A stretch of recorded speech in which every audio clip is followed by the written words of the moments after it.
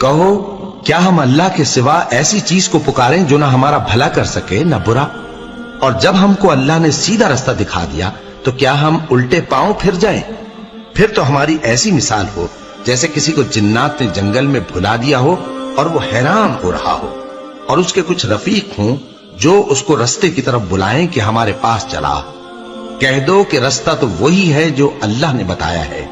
اور ہمیں تو یہ حکم ملا ہے کہ ہم اللہ رب العالمین کے فرما بردار بنیں، اور یہ بھی کہ نماز پڑھتے رہو اور اس سے ڈرتے رہو، اور وہی تو ہے جس کے پاس تم جمع کیے جاؤ گے، اور وہی تو ہے جس نے آسمانوں اور زمین کو تدبیر سے پیدا کیا ہے،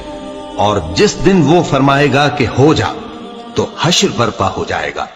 اس کا ارشاد برحق ہے، اور جس دن سور پھونکا جائے گا اس دن اسی کی بادشاہت ہوگی، وہی پوشیدہ اور ظاہر سب کا جاننے والا